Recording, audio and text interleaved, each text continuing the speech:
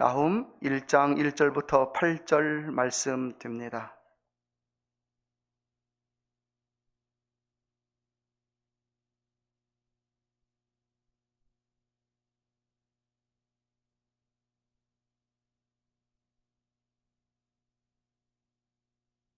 니느웨에 대한 중한 경고 곧 엘고스 사람 나훔의 묵시의 글이라.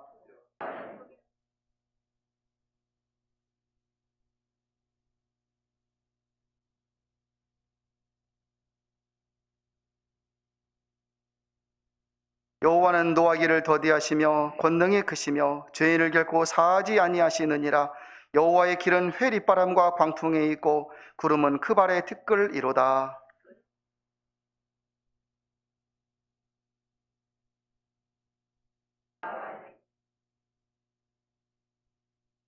그로 인하여 산들이 진동하며 작은 산들이 높고 그의 앞에서는 땅곳 세 개와 그 가운데 거하는 자들이 솟아오르는 도다.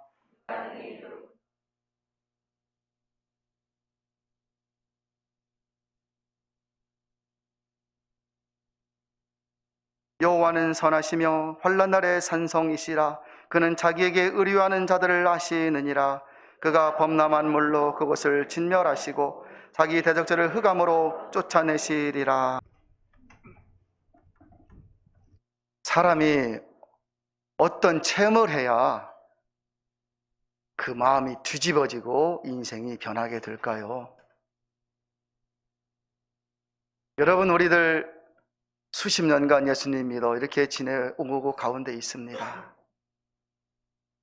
우리의 삶 가운데 어떤 체험과 경험이 있어야 우리의 삶이 변화되고 완전히 뒤바뀌어질 수가 있을까요? AD, 그러니까 서기 311년 로마 시대 때 로마의 콘스탄틴 장군이라는 분이 계십니다. 이 콘스탄틴 장군이 그때 로마의 아주 힘 있는 장군이었는데 그에게는 정적이 있었습니다. 막센티우스라는 장군이 있었어요. 이 막센티우스와 황제의 자리를 놓고 전쟁을 하는, 이제 전쟁에서 이기면 황제가 되고 지면 죽는 겁니다. 311년이라는 그 숫자를 한번 잘 기억을 하십시오. 이제 다음 날이면 전쟁을 하게 되고 거기서 이기면 황제요, 지면 죽는 것. 그런데 콘스탄틴 장군이 열세입니다. 저녁에 잠을 자려는데 잠이 오지 않아 밤새 뒤척이며 비몽사몽을 합니다. 그런데 꿈을 꾸게 됩니다. 꿈에 십자가가 딱 나타났고 음성이 들리는데 내일 전쟁할 때 이 표지로 이겨라 라는 음성을 듣습니다.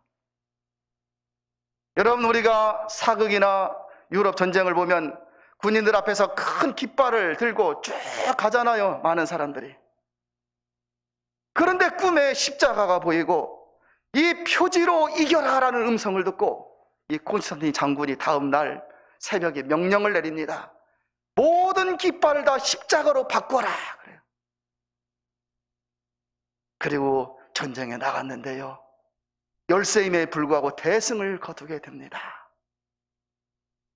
콘스탄틴 장군은 기독교로 개종하게 됩니다. 그 전까지 로마가 어떤 나라였지요? 우린 초대교회 때 그리스도인들이 핍박을 받았다는 거 아시잖아요. 사자의 밥으로 주었습니다. 칼로 찔러 죽이는 것은 너무 평범한, 톱으로 켜서 죽였습니다.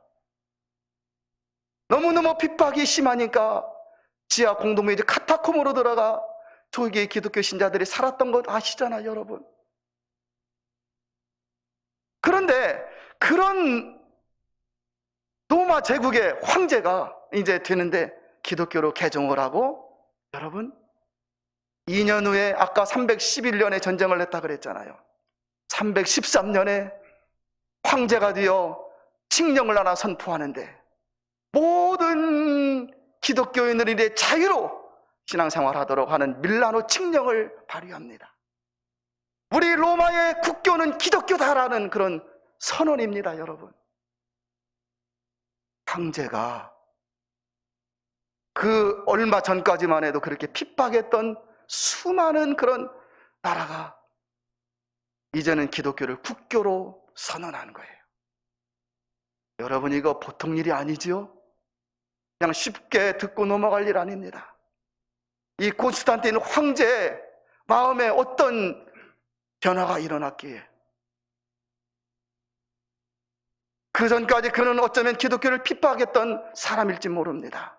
그러나 꿈의 십자가를 보았고 전쟁에서 승리하고 나라를 기독교 국교로 선언을 하고, 그때부터 이 콘스탄틴 황제가 처음 기독교 초대 황제입니다. 전에 황제가 많이 있었겠지만 그러나 기독교 황제, 초대 황제가 되는 거예요. 여러분, 우리가 믿는 십자가는 능력입니다. 우리가 믿는 십자가는 그냥 단순한 십자가가 아니라 우리에게 구원이요 생명의 십자가입니다.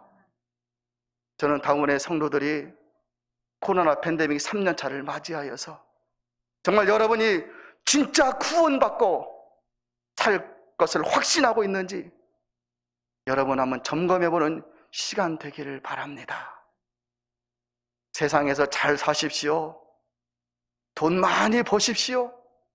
건강하게 오래오래 사십시오. 그러나 가장 중요한 것, 구원을 잊어버리면 안 됩니다. 언젠가 이 땅을 떠나게 되었을 때 여러분 모두가 다 구원받은, 그래서 기쁘고 감사한 행복한 천국 입성이 될 수 있기를 소망합니다.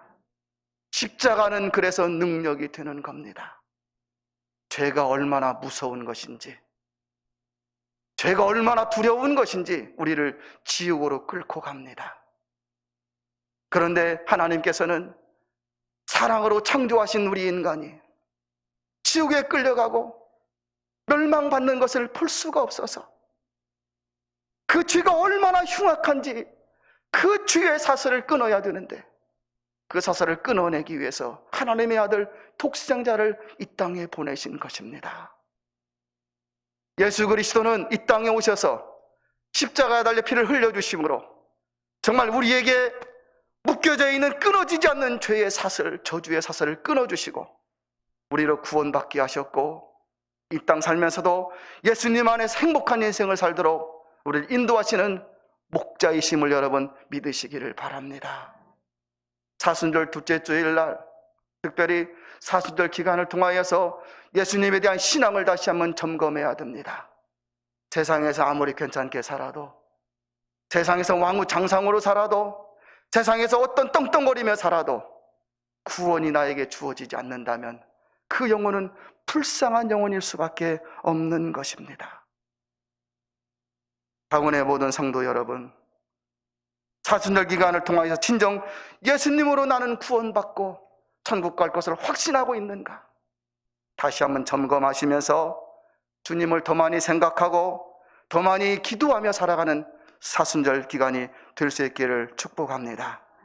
오늘 성경의 배경은 이스라엘이라는 하나님의 택함받은 나라가 아수르라고 하는 강대국의 고통을 받고 있는 때입니다. 거의 식민지와 다름없어 아수르에 매여서 이스라엘 나라는 전전긍긍하며 살아가고 있는데, 이때 하나님은 나훔 선지자를 통하여서 아수르의 멸망을 선포하십니다. 1절을 보니까 이렇게 나와 있지. 니느웨에 대한 경고, 중한 경고라 그래서 그냥 경고도 아니고 니느웨에 대한 중한 경고 1절에 말하죠. 니느웨는 아수르의 수도입니다. 분산 인구가 지금 26만 명, 27만 명 그 정도 되지요. 그런데 몇 천 년 전에 니느웨의 인구는 100만 명이었습니다. 얼마나 큰 도시였는지 여러분. 그런데 하나님은 그 아수르의 멸망을 선포합니다. 실제로 나훔 선지자가 멸망을 선포한 후 한 8년 정도가 지나서 강대국 아수르는 바벨론이라고 하는 신흥 세력의 신흥 나라의 멸망을 당하게 돼버립니다. 오늘 나훔 선지자는 아수르의 멸망을 선포하면서 또한 이스라엘 나라, 하나님께 비록 죄를 범하여 고통을 당하고 있지만 이런 이스라엘 나라의 희망의 소망의 메시지를 선포하는데 그게 바로 오늘 본문 7절의 내용입니다. 7절이 이렇습니다. 여호와는 선하시며 환난 날의 산성이시라. 그는 자기에게 의뢰하는 자들을 아시느니라면서 이스라엘 나라야 힘을 내라. 하나님이 너희와 함께하고 계시다. 너희들을 지켜보고 돌보시고 계시다라고 하면서 회개를 촉구하는 내용입니다. 오늘 이 아침에는 험한 세상을 살아가는 우리들, 얼마나 두려운 세상입니까? 오미크론도 두려운데 오늘 아침에 뉴스가 하나 나왔네요. 델타크론이 또 변이가 나왔대. 델타크론. 야, 이거 끝나야 되는데 또 변이가 나온 거예요. 델타와 오미크론이 합성되어가지고 새로운 변이가 나왔다라는 거예요. 빨리 마스크 벗고 기쁨을 하나님께 예배 드려야 되는데 이 마음에 있는 답답함과 두려움, 어두움이 사라지지를 않습니다. 주중에 막 짜증이 좀 났습니다. 하나님, 마음껏 예배 드리고 싶은데 정말 마음껏 걱정 의심 없이 나와서 찬송 부르고 막 뜨겁게 기도하고 우리같이 예배 드리고 싶은데 하나님 하면서 막 이 답답함을 토하니까 마음속에서 가만히 음성이 들려요. 왜 네가 걱정하냐 그러는 거예요. 왜 네가 걱정해? 내가 걱정한다고 길을 한 잔 더 할 수가 있겠습니까? 하나님이 해주셔야 되잖아요, 여러분. 하나님이 열어주셔야 되고 하나님이 막아주셔야 되고 하나님이 지켜주셔야 되는 것이잖아요, 여러분. 가만히 보니까 나의 인생 내가 내 건데도 책임을 지지 못하고 질병이 오면 당할 수밖에 없고 넘어지면 다칠 수밖에 없고 안타까운 일 당하면 눈물 날 수밖에 없고 내 인생도 내가 책임을 못 지고 내 가정, 내 자녀 누가 책임지겠습니까? 하나님이 해주셔야 되잖아요, 여러분. 하루에도 수십 번씩 위협을 당하는 인생이지 않습니까? 하루에도 수십 번씩 두려움과 걱정 가운데 살아가는 우리들. 이런 세상에서 우리는 누구를 의지해야 평안할 수가 있고 누구를 의지해야 정말 안전하게 살아갈 수가 있겠습니까? 대답은 있습니다. 그분은 바로 우리 하나님이십니다. 오늘 성경 나훔서, 이 나훔서는 우리가 믿는 하나님이 어떤 하나님이신지를 우리에게 짧은 내용이지만 가르쳐주고 있습니다. 첫째, 하나님은 선하신 분이십니다. 7절에 말하지요. 여호와는 선하시며 그랬어요. 여기 선하시며라는 히브리어 단어가 토부라는 단어입니다. 토부. 이 토부라는 단어의 원뜻은 좋은, 즐거운, 복지, 번영 그런 걸 가리켜요.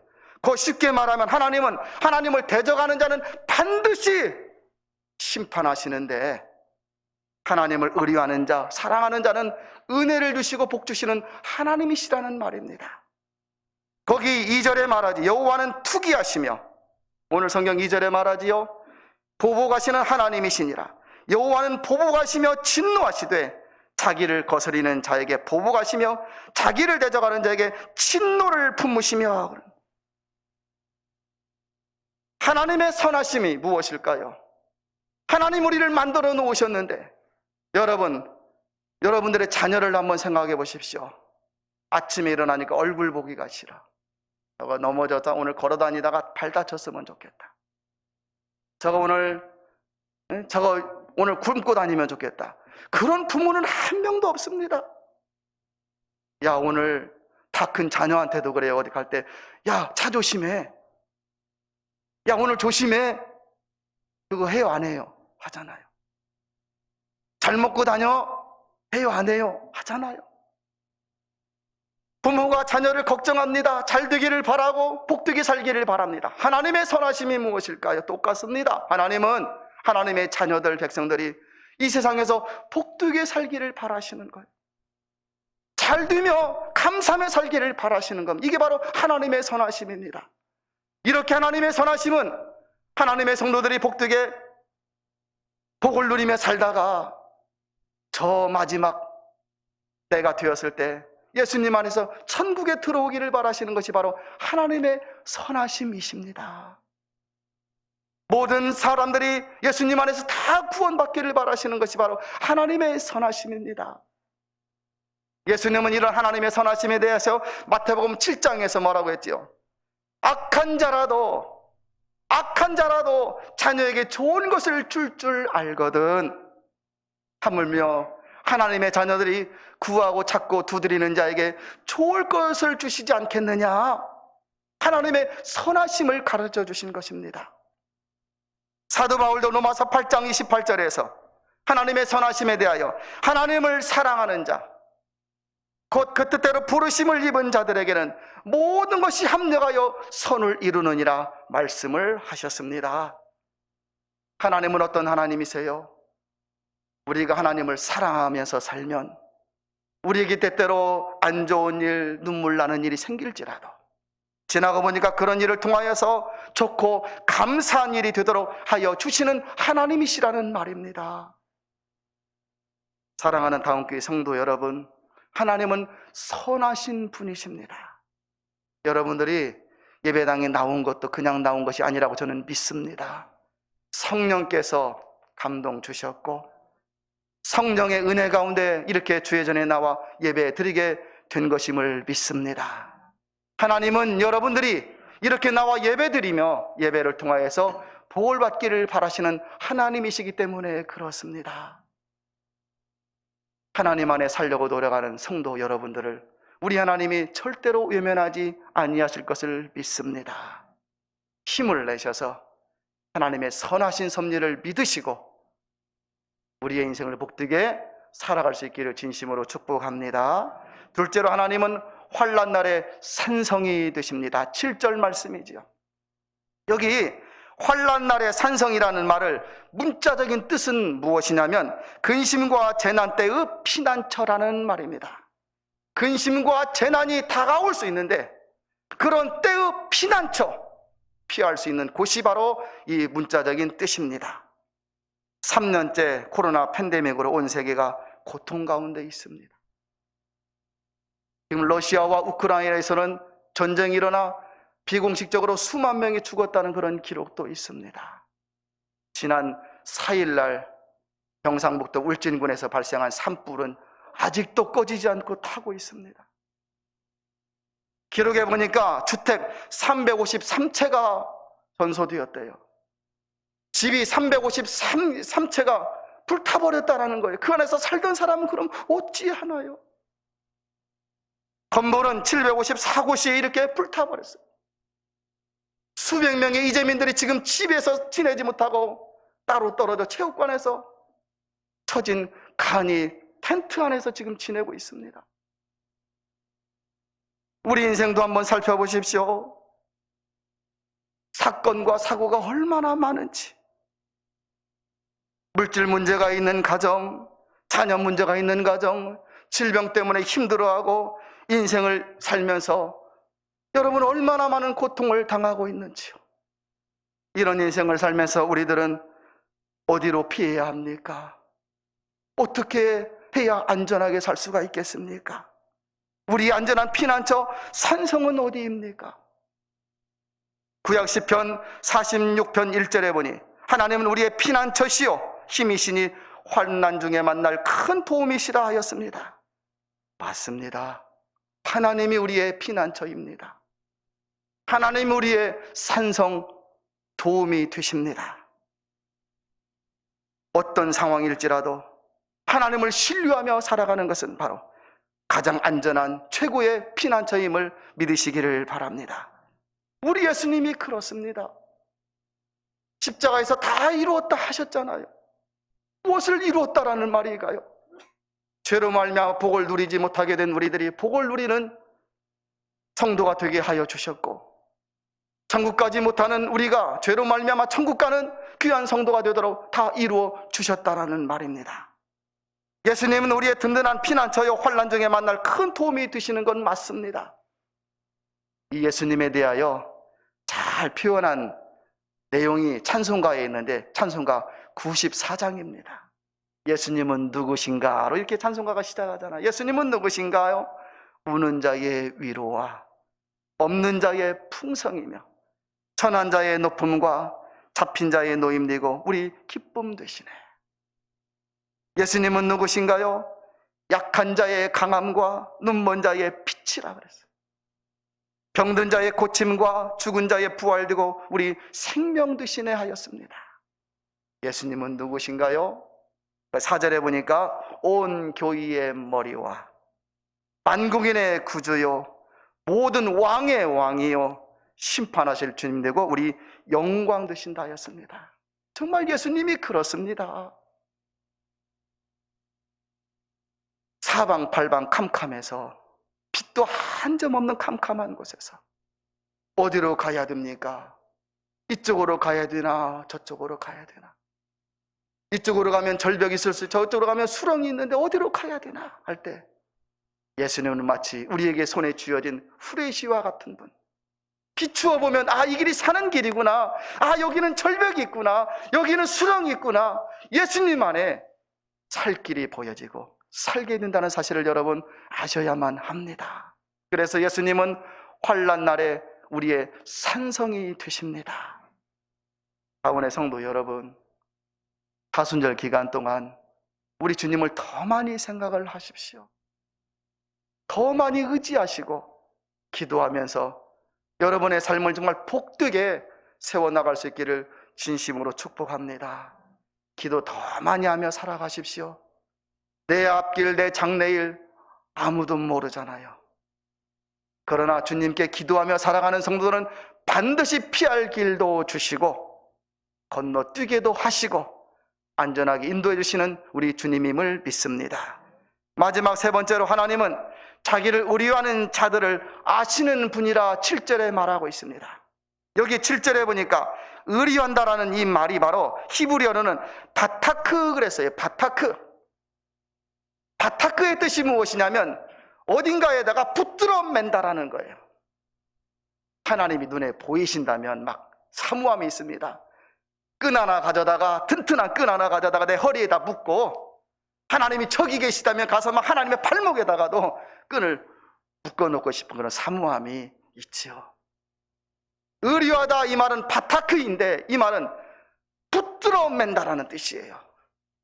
하나님에게 나 자신을 붙들어 매는 거예요. 하나님 나를 외면하지 말아주세요. 하나님 내 가정을 불쌍히 여기시고 내 자녀를 붙들어 주세요. 붙들어 매는, 이게 바로 바타크라는 뜻입니다. 살다 보니까 괴롭고 힘들어서 또 눈물 나는 상황 앞에서 하나님 정말 계신가 의심될 때가 있지요. 일이 막 풀리도록 기도했는데 풀리지를 않아요. 응답되도록 기도했는데 응답되지를 않아. 그럴 때 하나님이 정말 나와 함께 하시는가, 하나님인데 하나님 맞으시는가 막 의심될 때가 있습니다. 여러분들 의심 안 하시지요? 믿음이 좋으셔서. 저도 막 성도들이 힘들고 어려우면 하나님 저 성도 붙잡아 주셔야 됩니다. 살려주십시오. 그런 기도도 많이 했어요. 그런데 여러분 시편 125편 1절에 보면 여호와를 의뢰하는 자는, 여기 의뢰의 바타크예요. 의뢰하는 자는 시온산이 요동치 아니하고 영원히 있음과 같도다. 아멘. 어떤 인생에 위기가 있다 하더라도 그 자신 하나님께 붙들어 매는 사람은 결코 망하지 않고 인생이 끝장나지 않게 될 것이라는 말입니다. 그러면 방법이 나와야 되지요. 방법. 어떻게 나 자신 하나님께 붙들어 맬 수 있을까? 어떻게 해야 붙들어 매는 거예요? 아까 제가 말한 것처럼 하나님이 보이시기라도 하면 막 가서 다리 막 붙잡고 막 늘어지고 싶고 막 혈루증 걸린 여인처럼 그 온갖 핍박을 받으면서 주님에게 가서 옷가에 막 손이라도 막 대고 싶은데 하나님은 눈에 보이시지 않으시니, 잡을 수도 없고 만질 수 없으니 어떻게 나를 붙들어 맬 수 있을까요? 방법은 간단합니다. 따라서 할래요? 예배. 왜 이렇게 흐리멍텅해요? 예배, 말씀, 기도. 이 세 가지로 하나님께 여러분 자신을 붙들어 맬 수가 있습니다. 하나님이 예배를 얼마나 기뻐하시는 것 아시죠? 하나님은 아십니다. 저 성도가 한 주간 얼마나 힘들게 살다가 왔는지. 하나님은 아세요. 저 성도가 얼마나 눈물을 흘리며 지내다가 왔는지. 하나님은 아십니다. 저 성도가 얼마나 인생이 힘든 상황에서 이렇게 성전에 나와 예배드리는지. 하나님은 아십니다. 코로나 바이러스가 오늘도 막 1,000몇 명 나왔다고 하는데 오늘 가야 되는가 말아야 되는가 막 고민하다가 그래도 가야겠다. 우리의 마음을 다 아시는 하나님이십니다. 그런데 여러분, 예배는 하나님께 나 자신을 붙들어매는 시간입니다. 하나님, 이렇게 살다 왔습니다. 한 주 7일 하루 24시간, 그런데 한 시간을 구별해서 하나님께 나왔습니다. 하나님께 여러분 자신을 붙들어매는 시간. 그러니 하나님이 얼마나 기뻐하시겠어요. 예배를 통하여 은혜가 임하고 은혜를 받음으로 치유 역사로 나타나고, 여러분들이 한 시간 드리는 시간이지만 그 예배 시간을, 이 예배 시간을 통하여서 여러분의 가정과 자녀들이 형통하게 된다는 사실을 믿으시기를 바랍니다. 말씀을 읽는 시간도 똑같습니다. 하나님께 여러분 자신을 붙들어매는 시간. 내가 바쁘고 너무너무 바빠요. 할 일도 많아. 그런데 차분하게 마음을 내려놓고 성경책을 펴는 거예요. 하루에 24시간 다 내 것 같은데 그 시간을 구별해서 짧지만 30분이나 10분이나 그 시간을 성경책을 펴고 하나님의 말씀을 읽으려고 하는 거예요. 하나님이 그 모습을 얼마나 기뻐하시겠습니까? 땅에서 풀면 하늘에서도 풀어주신다 하였사온데, 성경을 통하여 하나님의 은혜를 받기를 사모하며 나아가는데 하나님이 얼마나 기뻐하시겠어요? 오늘 7절에 있는 말씀처럼 자기에게 의뢰하는 자, 하나님에게 붙들어매는 자를 하나님은 아신다 하였습니다. 기도하는 시간도 똑같습니다. 나 자신 하나님께 붙들어매는 시간. 하나님, 내 속사정 아시지요? 내 마음 아시지? 하면서 붙들어매는 시간. 이 시간을 하나님이 기억하신다 하였습니다. 요한복음 15장 5절에서 예수님은 나는 포도나무요 너희는 가지니 나를 떠나서는 너희가 아무것도 할 수 없음이라 하였습니다. 맞습니다. 가지 누리는 나무 되시는 주님에게 붙어 있어야 내 삶이 유익하고 기쁘고 행복하고 은혜 가운데 지내게 되는 것이지, 주님 없이는 아무것도 아니라고 주님은 말씀하고 있는 거예요. 인생을 살면서 복을 누리며 사는 것 행복한 일입니다. 주님 안에서 사는 것처럼 이렇게 예배드리며 사는 것 정말 행복한 일입니다. 그런데 여러분, 가장 중요한 것이 무엇일까요? 이 신앙생활의 행복이 천국까지 이어져야 된다는 사실이에요. 복 중에 가장 좋은 복, 귀한 복, 마지막 복은 바로 천국의 복이잖아요, 여러분. 세상 복은 누렸으면서도 마지막에 천국의 복을 누리지 못하면 가장 불쌍한 사람이 되는 거예요. 여러분, 주일날 이렇게 성전에 나와 예배드리는데 이렇게 한 시간 있다 앉아가는 것, 이거 하나님이 기뻐하시는 예배 시간이 되어야 되잖아요. 진짜 내가 복을 누리는 예배 시간이 되어야 되잖아요. 마음을 들이며 정성을 들이며 하나님을 사모하며 나아가는 그런 예배 시간이 되어야 되잖아요. 이렇게 예배 드리며 지내다가 나중에 천국의 복도 누리는 것입니다. 진실로 내가 구원받은 자로 지금 살고 있는지, 정말 천국이 내 마음속에 확신으로 자리 잡고 있는지 사순절 기간을 보내는 여러분, 다시 한번 점검해 볼 수 있기를 바랍니다. 사순절을 보내면서 예배를 잘 드리시고 말씀과 기도로 여러분 자신 하나님께 굳게 붙들어 매십시오. 정말 붙들어 매서 하나님 하면서 한번 매달리고 살아가 보십시오. 그러면 하나님이 알아주십니다. 이것이 바로 인생의 축복 아니겠습니까? 특히 코로나 팬데믹 3년차의 사순절을 지내면서 그 어느 때보다도 십자가의 소중함을 다시 깨닫는 당운의 성도들이 될 수 있기를 소망합니다.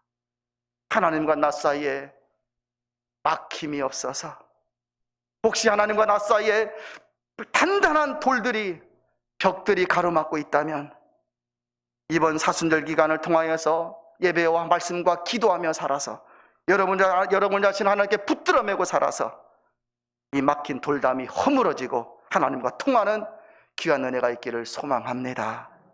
하나님을 바라보지 못하게 만드는 두꺼운 눈꺼풀이 있으십니까 혹시?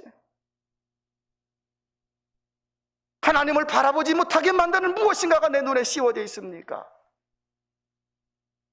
이번 사순절 기간에는 이 두꺼운 눈꺼풀이 혹시 벗겨져서 하나님을 발견하고 하나님을 고백하는 여러분 될 수 있기를 축복합니다. 이번 사순절 기간에는 예수님이 달리신 십자가야, 그 십자가의 의미가 내 심장에 새겨져 구원을 확신하고 기뻐서 감사히 살아가는 여러분 다 될 수 있기를 소망합니다. 사랑하는 다음교회 성도 여러분, 하나님은 선하신 분, 하나님은 환난 날에 산성이시라 하였습니다. 하나님은 하나님께 의뢰하는 자를 아시는 분이라 하였습니다. 이 하나님을 절대적으로 신뢰하며 살아서 행복한 성도들, 복 있는 성도들이 다 될 수 있기를 진심으로 축복합니다.